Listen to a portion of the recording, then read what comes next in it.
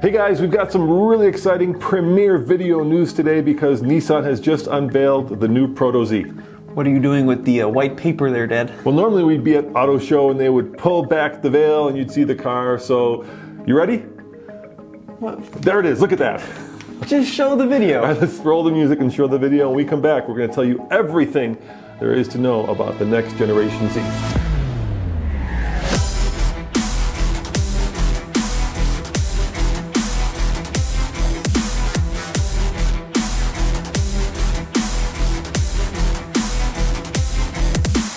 So this is going to be the next Z car, supposedly, because this is called the Nissan Z Proto. And actually on the call with all the journalists, the wonderful folks over at Nissan, they basically said that this car is pretty final. They're going to go ahead and maybe do some changes here and there. That's why they're calling it a prototype. But we're pretty sure this is what the next generation Z is going to look like. Yeah, in the hierarchy of car reveals, there's a concept, which may or may not get built, and then if they like it, they do the prototype, which apparently this is, and then of course there's a production-ready vehicle. So let's talk about everything we know and everything you need to know, because to me this is one of the most exciting reveals of the year, because I've owned 3 Zs, or actually our family has, so I've got a soft spot. So let's start with the dimensions. Did you know it's 5 inches longer? It is longer than the current 370. Yeah, but it's also slightly narrower and slightly shorter in height than the current Z. Yeah, and of course, you know, the most important thing in these unveilings is of course the exterior styling. So let's get into it. The Proto retains kind of that classic sports car shape, right? It's low, long, and lean. It looks a lot more like the 240Z than I think any other generation prior to that model. So basically, the Z has always been a very futuristic looking car in my mind. This is kind of one of the first throwback models. So there's a lot of 240 in the headlight, the way it kind of curves down the leading edge, and then you've got the very big square grille, which is also kind of throwback to like 240, 260Z. I'm not so sure I love the grille. It kind of looks like someone just stuck a Lego brick right on the front of the car, especially when it's black against the yellow. But I do really like the headlights. Kind of a contrasting roof design too. So it's a yellow vehicle, this concept, but it's got a black roof, which gives it a different look. And then in the rear, we see a lot of throwback to like the 300ZX twin turbos. That was like the Z32 car, if you're into Zs, with the two kind of horizontal bars for taillights. So we do have a lot of kind of interesting cues that go back to different generations. Yeah, so, you know, the long hood on the Z came from a straight 6, which is odd because the original vehicle, of course, had a straight 6, and this one doesn't. We'll get to that in a second. Yeah, I'm with you. Those headlights look a little bit like the current smart car. I see a little bit of smart car in it. What? The headlights, just the headlights. Not even a little bit. Pulled back a little bit. Yeah. If anything, I see a little bit of Aston Martin in this. Really? Yeah, smart car. Yeah. Are you looking at the same car? I am, yeah. No. All right. I totally disagree. Well, maybe that's just me then. Of course, the Z badge in the rear quarter panel is very much like the old Z. So it's kind of got that, you know, it's not straight across. It kind of goes up at a tilt like you're happy. This prototype comes on 19-inch alloy wheels and lightweight carbon fiber on the side skirts and lower lip and real valance. And you can see that right there. That gives it that kind of very modern sports car look. Now when you step on the interior, things are a little bit more progressive. Still a lot of kind of Nissan trademarks, so the door handle looks very Nissan. Those 3 little gauges on the top. I do like the accessory gauges on the top. Big infotainment screen, looks like digital cluster as well.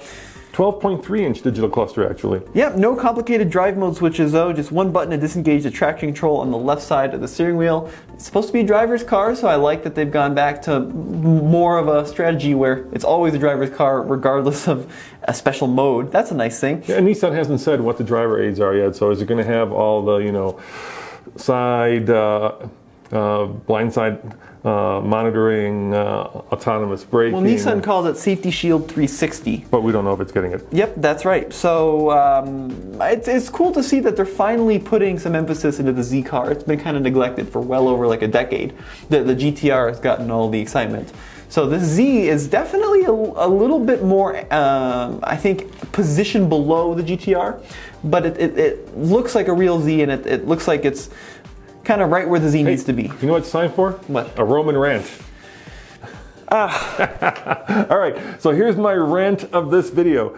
I do not understand why Nissan brought the GTR in as a Nissan. It should have been an Infiniti, right? That should have been the halo car for the Infiniti brand, and that would have made Infiniti much more attractive to a lot of people, and they should have kept the Z as a halo car for the Nissan brand. Because what happened was when the GTR became a Nissan here in America and not an Infiniti, it took the spotlight off the Z, and the Z became kind of, well, a character actor in the Nissan lineup. And instead of getting all the love and getting all of the attention that it deserved, because I love Zs, Tommy, I just love Zs. They're one of my favorite, cars. I remember when it first came out, it was a car that I would have called the Corvette killer, because it was half the price, or almost half the price of a Corvette, and yet it had unique styling, unique performance. I actually got to drive an old 300ZX twin turbo on the Autobahn.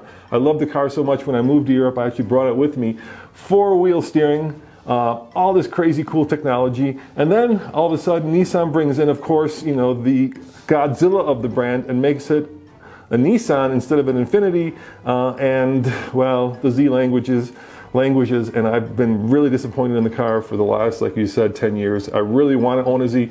The 350, the 370, just been, very, I think, neglected cars, not pushing the technology, no, forced induction, just that, classic. You sound very American right now. No, I sound like a guy who loves a Z, who wants a car to be, relevant and not some relic of the 1990s. So that's my rant. No, so historically, I love this, by the way. The GTR has always been a Nissan. Yeah. It's never been. It's a Skyline, right? Right. That's the pinnacle who cares? of Nissan. It's in America. They don't even have an Infiniti, as far as I know, in Japan, do they? That's a global brand that is specific to America and a lot of other countries. Yeah, but the GTR has always been a Nissan. Just leave it be. It's heritage. So what? It'd be like the new Ford Mustang. It's actually going to be a Lincoln. What, you think that Infiniti isn't Nissan? I mean, to me, Infiniti. No, it's a different brand. It's the same. They've got the same. You're a car person. To my mom. Engineers. No, to my mom, I don't think the average person would equate Infiniti and Nissan. And with a GTR being an Infiniti, now Infiniti would have a halo car, which they don't right now, right? They don't have anything that you lust after. Q60 Red Sport. Yeah, It's cool.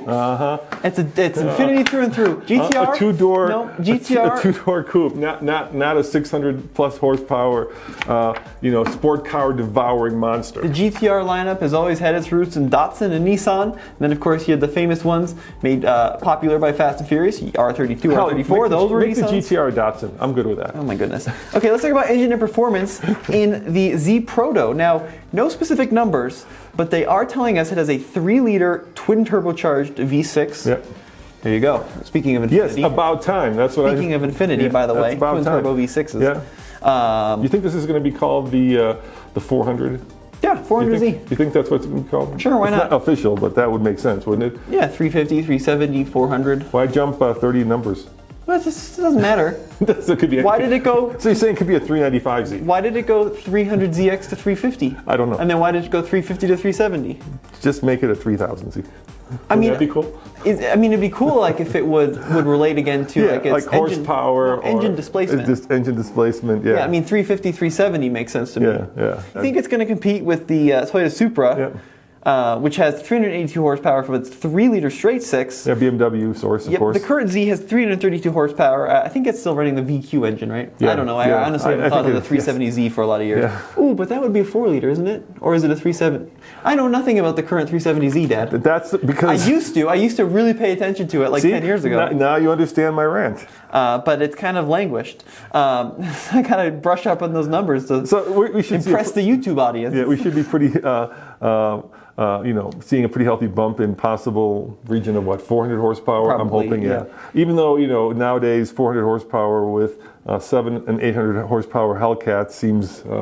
It's a Z. It's never been a supercar horsepower vehicle. And why did they make it electric? Wouldn't that be cool? I would have loved to see an all-electric Z. No, because this apparently has a 6-speed manual transmission. Yeah, that's cool. They kept the 6-speed. Yeah. Wahoo. So the Z's always been a driver's car. Leave the electrics to the Aria. They got that down on the Aria. All right. Let's let this be the fun. I'm just saying that there's enthusiast car. Electric cars are coming, and there's this whole slew of crossovers and SUVs, and of course sedans. why doesn't Z be the first, after the Roadster, of course, electric sports car? Because you know what the electric sports car is going to be. What? My prediction. What's that? The GTR? Yeah, that's going to be their crazy electric hypercar next. So for tires, the Proto Z, this one you see behind us is 255/40 R19s in the front, Yep. 285/35 R19s in the rear. So staggered tires. This is a preview of what is to come, right? Yeah. It's not official, but it does sound like it's somewhat ready to be shipped to your local Nissan dealership. Will they call it the 400Z? No confirmation. But hopefully we'll see this sometime next year in its final ready-to-buy form. Yeah, I wish they had it in the stores right now because I would be sorely tempted. Now, I think you have to talk about the Toyota Supra. Because this is a very similar vehicle, comes from a very similar time period.